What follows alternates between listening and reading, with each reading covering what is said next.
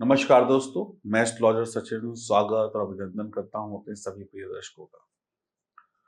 लक्ष्मी जी को कैसे रोकें?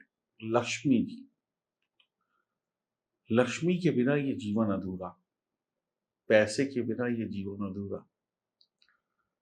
जो भी व्यक्ति संसार में आता है, उसकी पहचान उसकी अमीरी से होती है। जो जितना अमीर, जो जितना पैसे वाला, उसको उतनी इज्जत मिलती है, समाज में मान सम्मान मिलता है। पैसा यानी कि लक्ष्मी। पैसा अपराध भी कराता है और पैसा प्यार से भी आता है, पैसा मेहनत से भी आता है, पैसा जोर जबरदस्ती से भी कमाया जाता है। पैसा सुख है, पैसा मृत्यु भी है। अब किसी व्यक्ति के पास बहुत पैसा हो जाए तो उसके 100 दुश्मन हो जाते हैं। तो यही पैसा सुख भी देता है, यही पैसा इंसान का जीवन छीन भी लेता है। सबको पता है कि इस दुनिया में जो आया है खाली हाथ आया था, खाली हाथ जाएगा। लेकिन जब बच्चा छोटा होता है ना, तो उसके माँ बाप कहते हैं खूब बड़े आदमी बन जाओ, खूब धनवान बन जाओ, बुद्धिमान बन जाओ, खूब बढ़िया नौकरी करो, बिजनेस करो, खूब बड़े आदमी बनो, पैसे वाले बनो। तो जैसे ही जन्म की शुरुआत होती है, वहीं से इंसान को ऐसे आशीर्वाद मिलने लगते हैं कि भाई तुम्हें तो अब बड़ा पैसे वाला बनना है। और पैसे वाला वही बनता है जिसके घर में लक्ष्मी होती है। तो किसके घर में लक्ष्मी होती है? कौन लक्ष्मी को रोक सकता है, कैसे रोक सकता है? हमारे बड़े बुजुर्ग, हमारे शास्त्र, किताबें, उन्होंने बहुत कुछ बताया कि पैसा तो हर एक इंसान कमाता है, कोई कम कोई ज्यादा। लेकिन पैसा जो रोक पाता है, जो पैसे से पैसे को बना पाता है, वही बड़ा आदमी बन पाता है। सुबह कमाया, शाम को खाया, कल फिर कमाने की जद्दोजहद में लग गए। वो बस जीवन यापन करते हैं। और जो तिजोरियों में पैसा भरते हैं, जीवन का हर सुख लेते हैं, वो अमीर लोग कहलाते हैं। तो लक्ष्मी को घर में कैसे रोकें, कैसे बचाएं, ये है आज की विषय का टॉपिक। आपको अच्छा लगे तो कमेंट बॉक्स में अपनी राय लिखिएगा। हर इंसान पैसा कमाना चाहता है और चाहता है कि घर में लक्ष्मी आए तो जाए ना। कभी दिवाली में हजारों लाखों दिए जलते हैं, दिवाली में घर की साफ सफाइयां होती हैं। हर किसी की मनोकामना होती है कि वो धनी और अमीर और पैसे वाला बन जाए, आज पैदा हुए हो और कल करोड़पति बन जाए। लेकिन कुछ लोग धन के पीछे भागते हैं और पैसा कमा लेते हैं, लेकिन फिर भी पैसा उनके घर में टिक नहीं पाता। यानी लक्ष्मी जी आ तो जाती हैं लेकिन रुकती नहीं है। वो शिकायत करते हैं कि हम पैसा कमाते हैं लेकिन पैसा हाथ में रुकता नहीं है, घर घर में पैसा ठहरता नहीं है। अब पैसा आने के तो एक या दो रास्ते होते हैं, चार होते हैं, लेकिन पैसे जाने के 50 रास्ते होते हैं। तो अब लोग सोचते हैं कि पैसा क्यों नहीं ठहर रहा है। अब इसमें कई कारण होते हैं, ज्योतिषीय कारण होते हैं जो आपकी कुंडली से पता चलते हैं। तो उसके लिए जन्म कुंडली की जांच कराइए। अगर आप जन्म कुंडली की जांच नहीं कराते तो हमारे बड़े बुजुर्ग जो शास्त्र कह गए, वो बात मैं आपको बताता हूँ। लोगों का रहन सहन, लोगों का खान पान, लोगों की बातचीत का तरीका इतना बदल गया है कि लक्ष्मी उनके घर से भागने लगी है। आप बदल गए हैं, आपने अपने नियम कानून बदल लिए हैं, आप कलयुग में आकर कलयुगी हो गए हैं, लेकिन भगवान ने अपने नियम कानून नहीं बदले हैं। इस बात को ध्यान रखिएगा। तो भगवान के नियम कानून से चलेंगे तभी आपको लाभ मिलेगा। अब सरकार ने ट्रैफिक का नियम बनाया है, तो उस ट्रैफिक के नियम को आपको फॉलो करना पड़ेगा, तभी चालान नहीं कटेगा। वरना आप कहें कि मैं बदल गया, मैं बदल रहा हूँ, लेकिन कानून नहीं बदला ना, भगवान भी बदला नहीं है। तो अगर आप कानून के विरुद्ध चलेंगे तो चालान कटेगा, पैसा जाएगा। अब लोगों ने अपनी आदतों को इतना प्रभावित कर लिया है, कुछ बुरी आदतें हैं, कुछ बहुत बुरी आदतें हैं, जिसका सीधा असर आपकी लक्ष्मी पर पड़ता है, यानी घर में आने वाले पैसे पर पड़ता है। कर्म करते रहते हैं, करना आपका कर्तव्य है। किस्मत और भाग्य का पहिया तभी चल घूमता है जब व्यक्ति कर्म करता है। अब ऐसे हाथ बांध के बैठ जाए ऐसे और बोले कि पैसा आ जाए, तो नहीं आएगा ना, हाथ पैर चलाने पड़ेंगे। अगर आप चाहते हैं कि आपके घर में लक्ष्मी का वास हो और आपको कभी पैसों की दिक्कत ना हो, जो पैसा आप कमा के ला रहे हैं उससे सुख भी ले और लक्ष्मी हमेशा टिकी रहे, तो कुछ बातों को आपको ध्यान में रखना होगा। छोटी-छोटी बातें हैं लेकिन ध्यान में रखना होगा। ये बातें उपाय नहीं हैं लेकिन संस्कार हैं। अब आप उसको जो भी समझे, मानना है तो मानना है।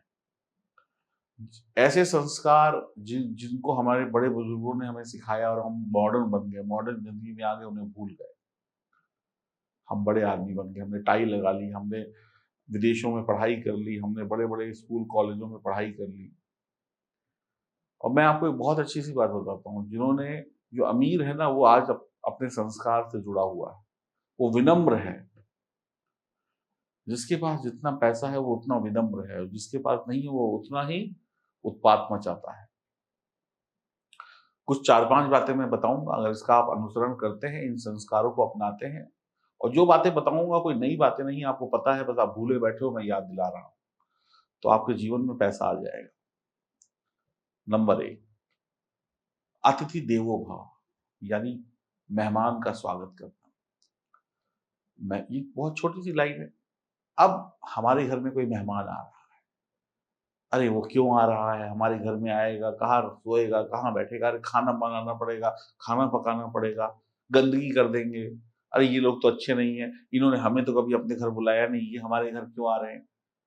मना कर दो, फ़ोन पे ही मना कर दो, हम भी कहीं घूमने जा रहे हैं, मत बुलाओ इन्हें। किसी का फ़ोन आया कि हम आपके घर आना चाहते हैं, अरे! हम तो अभी-अभी घर से निकल गए मार्केट जाने के लिए। अगर आपने 10 मिनट पहले फ़ोन किया होता, तो हम घर पे मिल जाते। अरे! हमारी तो तबीयत खराब है। अरे! आपको पता नहीं है, जब मेहमान आ रहा है तो समझ लीजिए लक्ष्मी आ रही है, धन आ रहा है। तो जब भी आपके घर में मेहमान आएँ, तो आपके बड़े-बुजुर्ग जो होते थे ना, पहले घरों में नाना-नानी के घर लोग आते-जाते थे, अड़ोसी-पड़ोसी आते-जाते थे, घरों में बैठते थे लोग। अब तो अकेले-अकेले की ज़िंदगी हो गई, टीवी के आगे बस बैठे हुए, मोबाइल के आगे बैठे हुए हैं।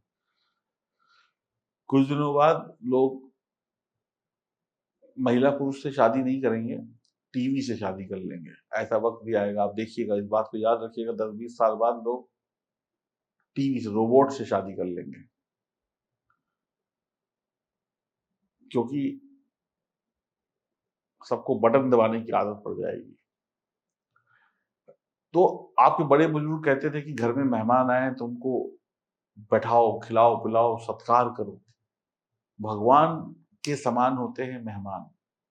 भगवान, मेहमान। परंतु आज ऐसा बिल्कुल नहीं हो रहा है। आज की चकाचौंध भरी ज़िंदगी में तो लोग अपने घरों में नहीं बुलाते हैं, होटलों में बुलाते हैं। आओ भैया उस होटल में बैठेंगे, उस होटल में बैठ के तुम्हें खाना खिलाते हैं, तो किसकी किस्मत चमकी? होटल वाले की चमक गई, आपकी ना चमकी।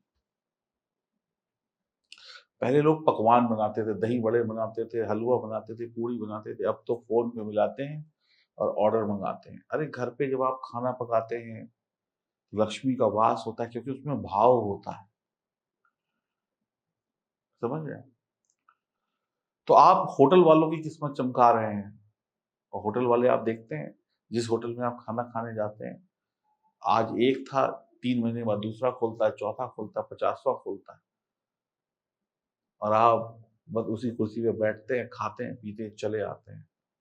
और होटल वाले लोग कैसे आपका स्वागत करते हैं, सत्कार करते हैं, आइए मेहमान हैं। अब मान लीजिए एक होटल वाले की 4 लाख की सेल हो गई, क्या उसके बाद वो लोगों को भगा देता है, बेइज्जती से, चलो भागो यहाँ से, ऐसा थोड़ी करता है। आइए और लाइए।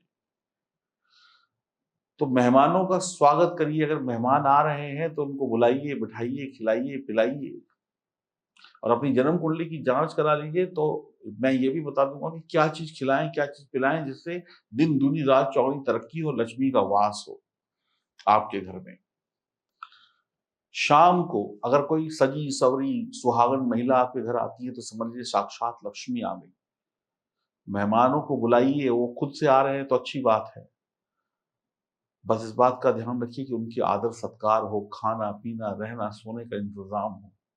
कोई भी अतिथि आपके घर आए तो उसको नमस्कार करें, उसके कमरे में उसके सोने की व्यवस्था करें, बढ़िया खिलाएँ-पिलाएँ, उसके साथ बातचीत करें, दिलचस्पी दिखाएँ। मेहमान है, शैतान नहीं है। और जिसके घर मेहमान नहीं आते, उसके घर में शैतान आते हैं। इस बात को भी ध्यान रख लीजिएगा। जिस घर में चहल-पहल होती है, जिस घर में किलकारियाँ गूंजती हैं, जिस घर में हँसी-मज़ाक होता है, जिस घर में लोग मिलते हैं, उस घर में ईश्वर होता है। और जहाँ सन्नाटा होता है, वहाँ पर जाने से डर लगता है। और जहाँ सन्नाटा होता है, अंधेरा होता है, वहाँ पर लक्ष्मी नहीं रहती। इस बात को भी ध्यान रखिएगा। दूसरी चीज़, तुलसी की सेवा। अब तुलसी हर घर में होती है, तो तुलसी का पेड़ अगर आपके घर में है, आपके बगीचे में है, आपके गार्डन में है, कहीं पर है, तो वहाँ पर आप तुलसी की सेवा करें। जहाँ पर तुलसी है, वहाँ भगवान विष्णु है, और जहाँ पर तुलसी है, वहाँ पर बुरी चीज़ें नहीं हैं। आपके घर आने वाले संकटों को तुलसी माँ दूर कर देती हैं, आपके घर की रक्षा करती हैं। तुलसी का सूख जाना इस बात का प्रतीक है कि कुछ गड़बड़ है। तुलसी की पूजा करें, तुलसी में दीपक जलाएँ, तुलसी सूख जाए तो नया पौधा लगाएँ। तुलसी को पानी देते वक़्त कुछ बातों का ध्यान रखें। ध्यान क्या रखना है? जब जो भी गमले में आप तुलसी लगाते हैं, तो उसमें उतना ही पानी दें, उसमें उतनी ही मिट्टी रखें कि पानी गमले से बाहर ना निकले, अंदर ही रहे। अगर पानी गमले से बाहर निकलेगा, नीचे बहेगा, तो पैसा नहीं टिकेगा, ऋण आपके ऊपर चढ़ता चला जाएगा। तो पानी सँभल कर दें, बहुत ध्यान से, धीरे-धीरे डालें, यानी पूरा मिट्टी में पानी सोख ले। कहने का मतलब बाहर ओवरफ्लो नहीं होना चाहिए। अगला पॉइंट है, तीसरा पॉइंट, पानी का पात्र रखें। अब आपने तो घर में आरओ लगा लिया है, बटन दबाया, पानी गिलास में भरा, गट-गट गट-गट पी गए। अब आपने बोतलों में पानी भरना शुरू कर दिया, प्लास्टिक की बोतलों में, काँच की बोतलों में। अब आप देखिए, जिसका राहु खराब होगा, वो काँच की बोतल में पानी भरेगा तो नुकसान खाएगा। जिसका शनि खराब होगा, राहु खराब होगा, वो स्टील की बोतलों में पानी पिएगा तो नुकसान हो सकता है। बहुत फ़र्क पड़ता है। जब नुकसान होने का मतलब है लक्ष्मी का ना टिकना। तो आप सीधे आरओ का पानी पीते हैं, गिलास लगाया, गटागट पी गए। पानी कैसे पिया जाता था पहले? पानी के घड़े होते थे। महिलाएँ कुएँ से, नल से पानी भर कर लाती थी। घड़ों में, बड़े बर्तनों में पानी स्टोर किया जाता था। प पैसे का एक और नाम है, आपको बताता हूँ। पैसे को अर्थशास्त्र में, इकोनॉमिक्स में द्रव्य बोलते हैं, द्रव्य, द्रव्य। तो जब पानी स्टोर होता है, पानी की वेस्टेज नहीं होती है, तो क्या होता है? माँ लक्ष्मी टिकती है। आपको अपने घर में घड़े में, पतीलों में, बर्तनों में पानी रखना चाहिए, फिर उसमें से निकाल के पीना चाहिए। एक बात और याद रखिए, आप में से जितने लोग इस वीडियो को देख रहे होंगे, सबके घरों में बाथरूम तो होगा ही। बाथरूम में किसी के 2 बाल्टी पड़ी है, किसी की 1 बाल्टी पड़ी है। डब्बा होता है नहाने वाला। हम क्या करते हैं? हम क्या करते हैं, जब नहाते हैं तो बाल्टी भरते हैं, और उसके बाद नहाने के बाद बाल्टी खाली करके छोड़ आते हैं। अगर बाथरूम में बाल्टी रखी हुई है, या तो नहाने के बाद उसको उल्टा करके रख दो, डब्बे को भी उल्टा करके रख दें, या फिर उसमें पानी भर के रखें। तो आप देखिएगा, 10 दिन करके देख लीजिए, पैसा आने लगेगा, टिकने लगेगा। अगला पॉइंट है अगला पॉइंट है कि घर की स्त्री हमेशा सर को ढक के रखे। अब ये देखिए, आप कहेंगे आप तो पुराने ज़माने की बात करने लग गए कि औरतें पल्लू रखें। पल्लू रखने के लिए, मुँह ढकने के लिए नहीं कह रहा हूँ। अगर घर की महिला घर के बड़े बुजुर्गों के सामने कम से कम अपना सर ढक के रखे, अपने बालों को बांध के रखे, तो ऐसा करने से लक्ष्मी उसके घर में हमेशा वास करती है, कभी जाती नहीं है। घर की महिला का सम्मान हो, घर की महिला नंगे पैर ना चले घर के अंदर। घर की महिला अपने सर के ऊपर ये जो प्लास्टिक की चिमटियां बाल बांधने के लिए ना चिमटी होती है, प्लास्टिक के क्लचर होते हैं, ये सब जो लगाती हैं, क्या है ये? नुकसान है। सर किस लिए दिया गया है? सर तो ताज है, ताज। सर पे ताज होता, रानी के सर पे ताज है। आप अपनी पत्नी को बोलते हैं तू मेरी रानी है, बोलते हैं ना रानी। और रानी के सर पे लोहा नहीं होता है, लोहा या घटिया प्लास्टिक नहीं होता है, चमड़ा नहीं होता है।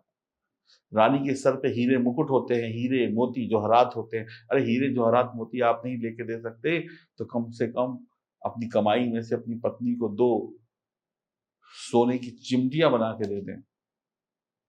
सर पे जब सोना आएगा अब तो क्या होगा? सोना यानी गुरु, यानी धन, लोहा यानी शनि, यानी राहु। सोचिएगा मेरी बातों को। पत्नी को रानी बनाएंगे, पैरों में चप्पल होगी, सर पे ताज होगा यानी सोने की क्लिप्स होंगी, तो ही तो राजा बनेंगे आप। आपकी किस्मत आपकी पत्नी तय करेगी। अपनी पत्नी को लक्ष्मी बनाएंगे, अपनी पत्नी को सम्मान देंगे, उसको रानी बनाएंगे, तभी आप विष्णु बन पाएंगे। पैसा चाहिए तो विष्णु बनना पड़ेगा, उनके गुणों को अपनाना पड़ेगा। ये छोटी छोटी बातें थी, उम्मीद करता हूं आपको समझ में आई होंगी। नहीं समझ में आई हो तो वीडियो एक बार दोबारा सुनिएगा, तो अच्छी से सुनिएगा तो समझ में आ जाएंगी। पैसा कमाना आसान है, पैसा जोड़ना मुश्किल है। जोड़ना चाहते हैं पैसा तो इन बातों को याद रखिएगा। नमस्कार।